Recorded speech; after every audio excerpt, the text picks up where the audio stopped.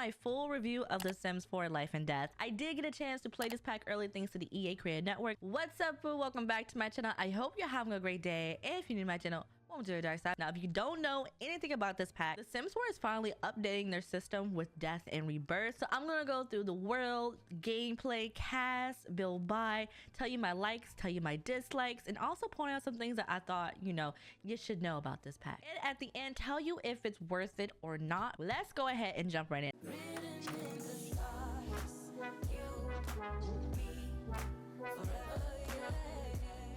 Any software that you see is not final. This is an early build of the games. If things are not working, that is the reason why. It will most likely be different when the final retail version is out. I'm going to start off with the world, and the new world is called Ravenwood. We get 13 new lots, 14 if you're including the one that comes with the Grim Reaper career. Like standard Sims fashion, there are 3 new neighborhoods: Morning Vale, Crow's Crossing, and the Whispering Glen. If you're wondering about the lot sizes, there are 2 new 64 by 64 lots in here. So all of you builders out there, rejoice because you have 2 new giant lots. Then there's some 30 by 20s, some 30 by 30s, 20/20 and 50/50 all mixed in within that 13. This world is supposed to be the Romanian countryside. Now there are new festivals slash events with this world, including Ravenwood Family Day, Crow's Crossing Celebration of Life, the Try Before You Die Casket Sale, Moon Reveille, and then Afterlife Anonymous. Now I do want to get into these neighborhoods a little bit because The Sims is really married to this 3 neighborhood. Do we even have 4? I can't, at the top of my head, I can't remember 4, but 3 neighborhoods and then try to have their own personality. So in Morning Vale, there is the Whispering Tree Line quest, which if you visit, there is a ghost there who will give you some tasks to where you have to go around. I'm not going to get into the tasks because I don't want to really spoil it. There are tasks, okay? And you do get like it's an okay reward, but I feel like it could have been better. And that is you just able to use the tree to like fill your needs. That's it. The Afterlife Anonymous is also located in this neighborhood, and my Sims went once where you can basically just haunt things. It's it's like think AA, but not really AA. Try clicking on the podium to also get my feelings out there, and it wouldn't let me. I like the concept of it. It's just I don't think my Sims would ever visit here per se. There's also an event at the Whispering Tree where you can meet a Grimturn and get your tarot read. The Baleful Bog is also located here. I think it's called Baleful Bog. It's just huge. Is it a lagoon?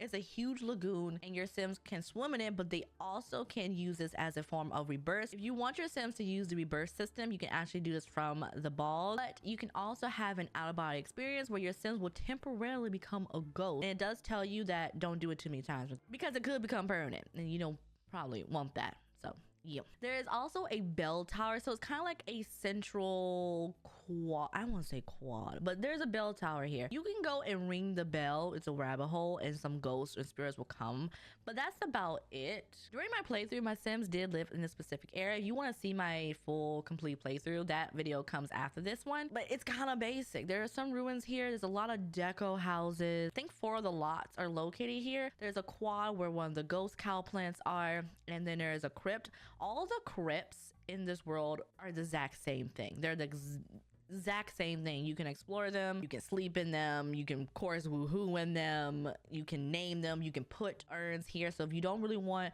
a failing crypt on your lot, you can just film in that crypt. I'm moving on to Crow's Crossing, which I think is probably like the main neighborhood because there is the central town area here. The things that you can find are the giant cemetery lot, the tarot tome shrine. There is the town square, which okay, it's a rectangle, but to me it's like a town square. Okay, Ravenwood Family Day is located here where you can search for frogs in the fountain, talk to the estate or I think inheritance lawyer. You can sell collectibles here, so a kid in the scouts will appear and then you can sell all your collectibles to them. There are 2 haunted houses located here, and you may think your eyes are playing tricks on you, and they're not. They're the exact same decor house. Okay, I would have at least had a different house, but that's just me. Kind of mentions like twin sisters, so I'm guessing that's why they are twins. Like they're the exact same house. You can visit them and you can try to exorcise them. I'm actually failed in that, so we're not going to talk about it. There's also the city hall. Now this is a rabbit hole similar to the city hall we got in the My Wedding Stories, but this one you can actually click on it and it will tell you some points of interest and it will pivot your camera to that point of interest in case you're lost. You can use the amenities, which means you can like go to the bathroom here. You can also start your will in this building as well. But other than that, it's just a deco property. Now, I don't want to say too much about this next point of interest, but it is the wishing well. Edith is located here, so if you ever don't know where Edith is, this is where she hangs out. The well is a standard well. You can flip a coin in there, and then you can wish for riches, family, you know, whatever options is in there. You can also talk to Edith, and if you get her mark, which means if you befriend her, you know, it's kind of hard because she is kind of temperamental and she will scare you away. Then you can get a higher percentage of something happening. Because I did it, got her mark, and I wished for riches, and it gave me 9,000 simoleons. So that's it. I'm not gonna say too much else about Edith because she is connected to a quest line. There is a lot of decor houses here. It's pretty spacious. If you go to the tome, it just gives you a quick little blurb of something, help you with the favors. We'll get into favors later on in the video with gameplay, but that's about all it does. It's located in this nice little woodland area. It's void of anything else. All right, so moving on to the last neighborhood, which is the Whispering Glen. This neighborhood particularly has the Moon Revelry Festival,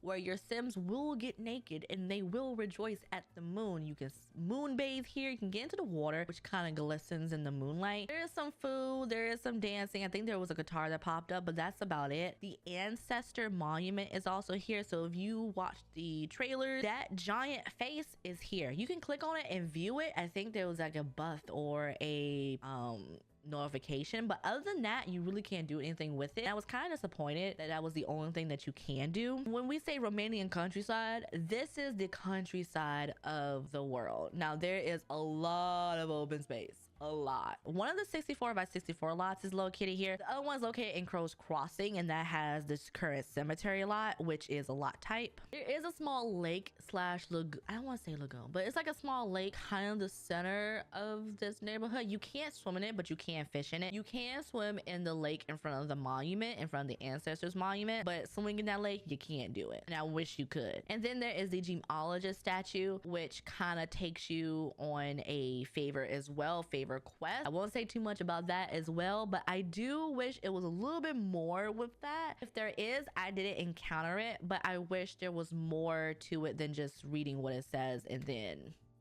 complete it. The more you explore Ravenwood, you'll see more crypts, you'll see more tomes, little nooks and crannies here, a lot of ruins, but other than that, it's the same as any other Sims 4 world. After you do the festivals a couple of times, you're done. When you go and you explore things, there's really nothing else. Like, I like the fog, I like the eeriness. It's very quiet of this world. It's giving very gothic. It fits the theme of the pack very well. Other than that, there's no additional gameplay of the world, and you know, once you explore a couple of times, then you're done. Again, the world is beautiful. I do like the world itself. Like, I'm sick and tired of these decor buildings. That whole Crow's Crossing area could be so much better. The buildings were functional. That's all I have to say about the world. Let's move on to Create a Sim. All right, talking about Create a Sim, I'm not gonna spend too much time on this one because I really don't have that much to say about it. Just some few bullet points here. Now, we do get new traits and aspiration with this pack. So the new traits are skeptical, chased by death, and macabre, which have their own kind of gameplay features. I did put the skeptical trait on my teen sim when she grew up, and she asked the ghost to prove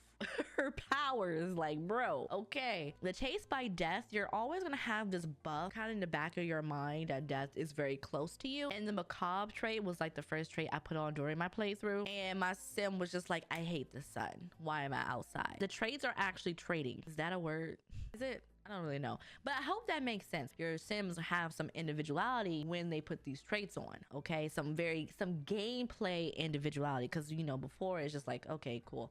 But this, I am happy with. The new aspiration is Ghost Historian. It's under the knowledge category, and if your Sims want to write horror novel, you have to do this aspiration. I did the aspiration. It was cute. I mean, it took me a minute because I had to do a lot of writing. There's something for every life state here, so I went through, and even the infants have a little something for them. There's a lot of black. If that is your thing, you are in heaven. I think recently I was asking for some type of gothic clothing for whatever I was doing, and I'm glad that I finally have it now. There are a lot of cardigans and sweaters and a lot of one pieces. Your Sims have this new costume where they are a crow themselves, and they sometimes wear it during festivals. I don't want to talk about it. You can also put on Grimm's robes So that's a plus. Now I will say the male clothing, chef's kiss, especially the suits. The suits are nice. This is one suit that gives me Gomez vibes, so I am actually here for it. They're just so good. The female, but the masculine clothing, I'm here for. Okay. The hair isn't my fave out of this pack for any of the live stages. I could have thought it could be so much better. Usually the hair is what pulls me in, and then clothing, I'm just like, okay, cool. It's kind of reverse. The clothing, I'm like, cool, love it. I like the short hair with the little swoops in the front. It's giving very Betty Boop. Other than that, I'm okay. Now let's get into Build By, because I was very impressed with Build By. I'm usually not impressed with Build By. I usually just look at it and I'm just like, okay, cool. You know, we may play with a few things if we really need to, but Build By really impressed me, not just because it has a lot of new wall swatches and this cool painting that has all the tarot swatches on it. No, it's not just that, but there are 3 new beds, and I'm actually looking at my notes. There's 2 full size and 1 for toddlers. I'm kind of disappointed that it isn't a twin bed. There is a new bassinet, and I learned this recently. If you're using this bassinet or any other bassinet, then the default one, make sure that's down before the baby comes, because if not, then they're going to use the default one, and then you can't take them out unless you use the mod. Just make sure it's down before then. Okay, there are like 7 new chairs and a new ottomans, and one is like a throne, and I love that. It's like big, it's very gothic pointed, or Victorian. Gothic or Victorian. I really gotta learn the difference between those two. I'm not a builder, y'all know I'm not a builder. I try, I'm learning, but you know, sometimes I just don't get it. I really love the couches, and I really do love the memorial displays. If you don't know, there are memorials now, and these displays, you would put the urn and then a photo of the deceased. I really love that. There are 2 new plots for cemeteries, and I was kind of confused on how to use these, but there's one that's just a grass outline, and then there's one more of a stone slab. There's new writing desks and new hallway tables. There's a new bar with bar backs. I don't really use the bars that much, but they're cute. I think it really just depends on what I'm building at the time.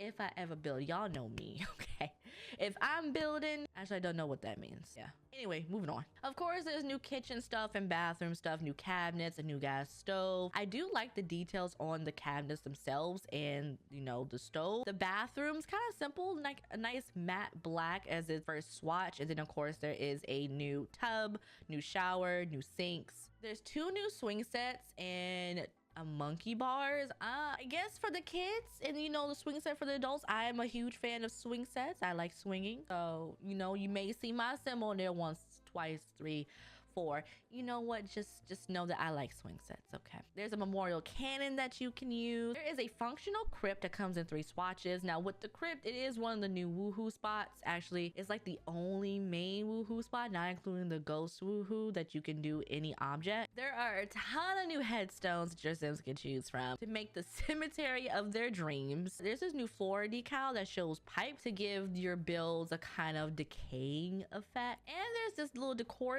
item called Johnny the Ghost. The little description is so cute. It's like this little ghost who doesn't fit into the world or doesn't really like the world, and he was like, I'm just gonna stay in this jar and watch you from your table. I'm like, okay, cool, you do that, but I'm gonna need you to pay rent, especially in this economy. And the new death is connected to the crow. Now the crow itself has some functionality, so you can feed it, you can clean its perch, you can talk to it. Of course, if you make it mad, it will kill you. This is what I was using to test out the death system in the game, just having my Sims die by crow, and they will go off at certain times of the day and come back. You can actually get some items from it from the Crow Collective. I mean, yeah, at least there's some gameplay with it. Overall, I do love the Build By in this pack. I was gonna say there wasn't a lot of functional items in here, and a lot of things, there's still decor, but there's like a good mix between decor and functional, and I'm really satisfied with it. So yeah. Now there is a new lot type for your cemetery, so if you were wondering if cemeteries are just for Ravenwood, they're not. You can build a cemetery in any of the worlds because it is a lot type. We're gonna head into gameplay, which is the meat of this pack, and I know you've been waiting. Of course, there were chapter markers. You could have skipped ahead. If you skipped ahead, hi, How you doing? But let's get into gameplay. All right, the first thing I want to start off is the careers, because one of these careers is something we've been asking for a while. So your Sims can be a Grim Reaper, and it is a career that you follow your Sims to work, and you do not need to get to work for this to function. You just have to have this pet, and your Sims are able to go and collect souls, close some fissures. You actually start off at the bottom of the barrel as a Grim turn, and then you work your way up. I really enjoy the ability to like get your assignments and then go and like have your Sims' lives in the palm of your hand in death, because currently we are the gods of our game and now we really control their deaths. It functions like any other active career, and it really just depends on what you do with it. After a while, it does get a bit tedious. There's also the mortuary assistant. That is a rabbit hole. Another big gameplay aspect are the funerals / wakes, and these could take place at any time after a sim dies, so you really don't have to worry about expirations. I usually did it right after my sim passed, so you can click on the sim and you can do it right then and there, or you can plan the funeral via the calendar. You just gotta click add funeral, and then you can plan the date, and then you can select a time. If you're doing it from the sim, you can't choose a time, but if you're doing it from the calendar, you can choose a later time for the funeral to start, or it'll just start immediately. Make sure all your kids are at home, because they won't get an invite. They can't leave school. I really love the event itself, and I don't say that about a lot of events, low-key. This event one functioned the way it needed to, ran smoothly. Grim showed up once. Yeah, you can select the activities. There are a lot of new activities with these events. If your Sims had a will and they dictated which activities they wanted at their funeral, there'll be a little icon with like the little will symbol, then you know that's what they wanted. And you can ignore them if you really want to, but you know, don't be like that. You can click the podium and let everybody know it's time to start, you know, get seated, and they will actually listen. Some Sims actually autonomously, if you had guests, went up to like the urn and like pour one out. I didn't tell them to do that, they did that. There are a lot of options to choose from here, a lot of different gameplay aspect from this. Like really, the Sims team did their thing with this. I really can't say anything bad about this. Cemeteries, I touched briefly on cemeteries when we did the lot type, but this is me going more in depth with it. So cemeteries again can be on any lot. It's a lot type. So the cemetery is actually a cool thing, because when you show up, it could be any type of day, you'll have some people in front of certain crypts and they can, you know, mourn people.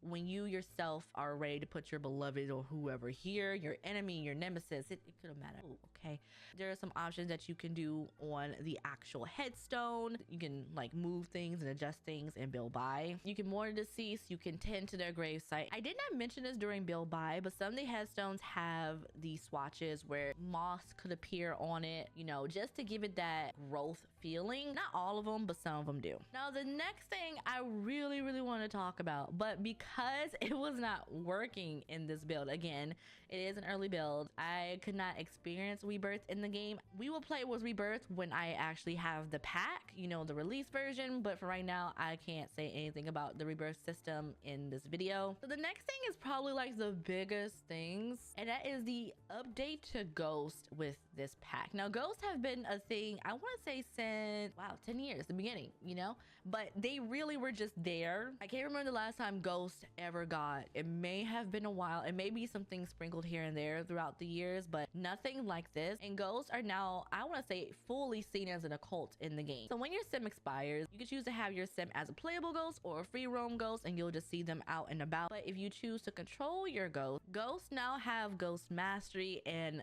they can level up. Ghosts now have the same system as vampires, and where you can get points and level up their abilities. You can have like a good ghost and a bad ghost. I was going around and just screaming at people, leaving puddles and trash everywhere. I will say it was hard to level up. I was spamming the traverse, where your ghost can just pop into places. You can just appear in other people's homes. Another cool thing is the ability to woohoo in any object with your ghost. So if it's an object on the table, okay, a chair, it don't matter. Your ghosts can get busy in anything. All right, I really feel like it was time for the ghosts to do this. Now we can just get the aliens on board and we're good to go. And some people have asked for plant sims. You know, we're getting there, especially since the Sims 4 is going to be the main title for the unforeseeable future. We're getting there. Okay, And I also feel like some of the things that you got with your points were just kind of meh, like just doing a scream or doing an aura. I really didn't see the purpose of them, but you know, thinking of how ghosts react and how they do things, you may scream, you may, you know, feel something in the air, it's fine. But me personally, I'm just like, okay. All right, so the next gameplay feature is favors, where your sims can go and do favors for other sims. This kind of comes into play because you can go to like certain sims, NPCs that came with the pack, and they'll have some things for you to do for them, and then you can get something in return. The favors show up in the jobs panel, so you have to scroll down, and then there they are. I did some of them, but was I really like going gung-ho to do them? Not really. Which ties into the tarot cards, which are not only just a wall decor or something you can do in the game, you know, your daily fortune or your nightly fortune, but you can actually get the cards from different places, either from the tree or somewhere. You can use your intuition and make a full deck, which you can like summon the Grim Reaper at will. You know, I really love that. And I also love the ability to like do a nightly reading and then it will pop up. So I really enjoyed that gameplay feature. There is a new skill in this pack, and it's the Thanatology skill. I believe that's how you say it, Thanatology. And you can level this up. You can use it for like a few different things. Like if you're in situations where you need Thanatology, you can do that. Sometimes I've heard my sims like talking a dead language, and I'm just like, oh, okay, cool. Now the next two things are like very big features that come with this pack, and you'll notice them immediately. That is the Soul's Journey and Bucket List. Your sims can now do bucket list, and Soul's Journey kind of ties into their aspiration. So when they're alive, it is the bucket list, and when they are dead, it is the unfinished business. Just so you know, because when you click on them, it'll tell you there is about 6 different levels with the bucket list when your sim's alive, and then there are only 3 that you can achieve after your sim is dead. Now you can't really personally select your own bucket list. Your sim will do that themselves when you go in the journal or when you go to a computer, you know, discover from category if you really want them to have some specific, like get busy or travel somewhere. Depending on how many packs you have, you'll have a lot of options for bucket list. I believe they said it was like over 100 your sims can discover, but it really just depends on if you have certain packs, and that is another tie-in, another pack crossover that I like. For the most part, I was trying to like unlock a lot of stuff, so either my sims could get higher experience when they're doing things or get a bonus in career performance. If your sims completes it during when they're alive, they unlock rebirth immediately when they pass on. And then there are other things that your sims can unlock as they go forward. If you don't like what your sim has, they can just scrap the bucket list and then start over with something. If your sims completed things with their aspiration, like each little tier, that will also contribute to the bucket list, so you don't have to do it. If they're actively doing their aspiration, I noticed it when my sim was doing the ghost historian, and each tier that she completed, it gave her a notch in her bucket list. All right, the next thing is wills, and I know you've probably been waiting for me to talk about wills in this video, and I'm finally talking about them. So wills are a gameplay feature I'm glad the Sims team thought of when they were making this pack, because it kind of ties in everything. So wills are the ability to pass down your heirlooms, tells your family or whoever what you want happens when your sims are dead. In order to get a will, you can either go to the city hall, or you can get one from the computer, or you can visit the inheritance lawyer and learn all about that in one of the festivals. But once you do that, your sims will actually get it in their inventory, and when you click on it, you will have options to like add to your favorites, destroy it, or you can update the will, which will give you more options. Designate heirlooms, you can clear your choices for certain things, you can leave a personal note, so you can like tell your sims like, I hate you all. Deuces, you can tell them what you want to do with your remains. So if you want a certain headstone, if you want to designate funeral activities like dancing, serving food, lighting some candles for you, like we mentioned previously during funerals, this is where you would designate that when your sims are planning the event, and it will tell them, you know, a little icon when they're playing the event, this is what you wanted. You can also designate your simoleons. Now the thing with simoleons is you can only give simoleons to outside the household, and you can choose a percentage, or you can give it to charity. Unfortunately, you still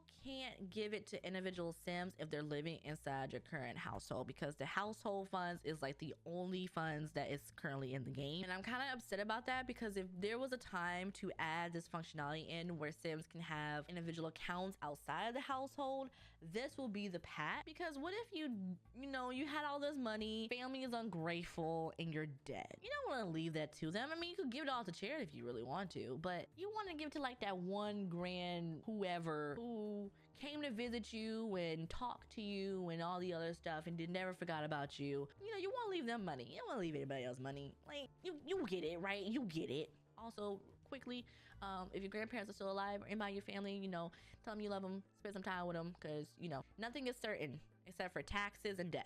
So yeah, I do like the concept of wills. That's just like one little quip I have with the wills. You can also set an emotion when somebody's reading your will. When I use the Spencer Kim, the Lewis Kim household, and y'all know Alice and Vivian were not friends, okay? When Vivian died, because I made her die, she left Alice nothing. Now we had put some type of, I forgot the emotion I put, but Vivian thought it was boring, probably because I didn't leave her anything, but that's on her, okay? That's on you, Booski. So I really do like wills. Do I like how it's currently in the inventory and then you're just clicking on everything to do it? I wish maybe it was like on the computer or digital and you can't move it outside of the inventory. You can't drag it. Maybe put it in a box or something, somebody like, oh, I found your will, whatever. Now, in order for your Sims to read the will, then that will come into the mailbox after a day. And of course, if your Sims don't have a will, then nothing will happen. But if they did have a will in their inventory, then it will set that along. Now, to tie all that in, heirlooms are a new thing in the game, and almost anything can be your heirloom. And of course, there's cross-pack integration with this. So if you have the jewelry pack, the Crystals Creations, you can leave jewelry as an heirloom. You can leave clocks, decor items as an heirloom. Choose what you want, and then it will say make heirloom, and your Sim will go there and make it an heirloom. Once you hover over it, it'll actually say so-and-so's heirloom, and once that Sim passes away, it will transfer to so-and-so's heirloom or whoever it is, and then you can assign it in your will to who you want. The thing is, you can't assign heirlooms to toddlers, anybody who is not basically a teenager. Now, I'm pretty sure I should have had this in a different section, but I kind of forgot about him. And it's Waylon. So Waylon is a NPC ghost that you'll see out and about at a cemetery. That's Waylon. He ties into the ghost and going into crypts. Like, you will see him in different parts of your playthrough, at least once, twice, maybe 3 times. So Waylon, you can buy stuff from, and you can get maybe a crow from him, some souls from him. You can buy, some objects for him. There's also like a mystery box that's 700 simoleons you can get from him that could be worth it or not worth it. I've seen Waylon in the crypts where I got a item from him, as one of the pop-ups he showed there. He showed up when I was playing as a Grim Turn, scrying for lost souls, and I snatched them from him. Of course, I bought some souls from him and I put them into the netherworld. I sent them on their way, and I actually do like that. I wish we had a little bit more NPCs like that, and I'm pretty sure he should have been maybe in the world section, but he's here because he ties into so many things, and I feel like I need to talk about those things before I talked about him. So yeah, the last thing I want to highlight is the Grimborn trait, and you can only get this trait if you have the Grim Reaper's baby. The cool thing is they actually get a little scythe birthmark on their, like, on the side of their neck, and it's so cute. Also, any offspring after that will also get a like an ancestor or like some kind of trait, I believe. And I just thought that was so cute. And you can see my little Sim here and Grim, but he was playing peekaboo or whatever and holding the baby. I had to force him. Let me stop. Grim is really a deadbeat dad, like literally. But anyway, I just thought that was cute and I wanted to highlight that before I ended this video. But we are in my final thoughts for this pack. Considering everything for The Sims 4 Life and Death, I feel like this is a very good pack. This has to be one of my top 5 packs, maybe even top 3 packs. And me being me, who really loves the macabre, Addams Family, goth stuff, I really do like the concept of this pack. Did that ghost just move? I have the game up in case I needed to like refresh my memory, and I feel like that ghost moved, but the game is paused. Yeah. Anyway, There are some things that I wish I could experience, like the rebirth system. Of course, again, the world. I just feel like at this point, I'm just talking to a wall because I really feel like The Sims is not gonna do anything with this world. I really feel like it's a template that the worlds are following. Like the world design team always do a great job. Points of interest are always good, but like anything after that is just like, okay.